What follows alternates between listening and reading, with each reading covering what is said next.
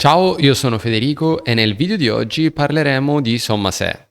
Immagina di avere una colonna in cui hai dati misti, ad esempio quaderno A4, quaderno A5, quaderno A3, e tu vuoi identificare la somma di ciascun elemento che magari stai vendendo ed identificare solamente la quantità venduta per quello specifico elemento.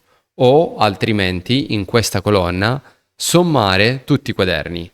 Ma vediamo subito come fare sul video. Allora, nello specifico quindi abbiamo davanti il nostro database Excel, abbiamo davanti a noi varie categorie di accessori e vari prodotti. Nello specifico, ad esempio, vogliamo identificare se tramite appunto il somma se possiamo andare ad ottenere la somma di tutte le penne. Quindi abbiamo, come vedi, penna blu, penna gel blu, penna nera, penna rossa. Intanto partiamo con un semplice somma se in cui andiamo a creare, andiamo ad identificare la singola penna quanto ha, che quantità ha venduto. Quindi scriviamo uguale o più somma.se, apriamo la nostra parentesi tonda, poi ci chiede come prima cosa l'intervallo, quindi per intervallo andremo a selezionare dalla colonna B, quindi nella colonna in cui abbiamo il nostro prodotto, fino alla colonna in cui abbiamo ad esempio il prezzo unitario o la quantità. A noi in questo caso interessa ad esempio la quantità, quindi selezioniamo fino a lì. Poi selezioniamo fino in fondo, o lo facciamo tramite il mouse o tramite la scorciatoia da tastiera CTRL e SHIFT. Poi, dopo per separare l'intervallo, premiamo punto e virgola. Il nostro criterio lo scriveremo in cella J3, nello specifico sarà penna, lo scriveremo anzi direttamente qui all'interno della formula, penna gel blu. Se lo scriviamo in questo caso come stiamo facendo tra gli asterischi deve corrispondere ugualmente a quello che c'è nella nostra tabella. E poi l'intervallo somma in questo caso è la nostra quantità. Quindi come prima selezioniamo tutta la colonna F e chiudiamo la parentesi tonda. Diamo invio. 1398, quindi questo è per penna gel blu. Immaginiamo adesso di volerlo fare, tra virgolette, automaticamente con penna gel rossa. Quindi apriamo sempre il somma se.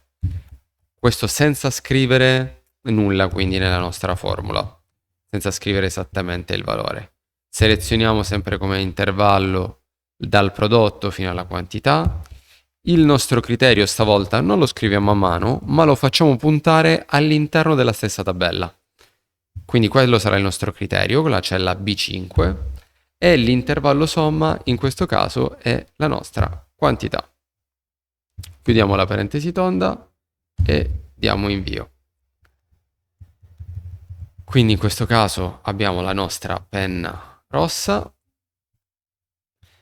e così via. Se vogliamo continuare poi con la penna blu normale, possiamo farlo. Quindi più somma se, intervallo è tutto la nostra colonna fino alla quantità, punto e virgola. Il nostro criterio è penna blu, l'intervallo somma è la nostra quantità. Chiudiamo la parentesi tonda. E questo appunto come un normale somma se. Ma dicevamo all'inizio del video, se volessi capire come fare a considerare tutte le penne senza fare una selezione per ciascuna categoria, come vedi qui abbiamo penna blu, penna gel blu, penna nera e penna rossa. Come possiamo fare? Possiamo fare così. Apriremo nuovamente la formula tramite somma.se.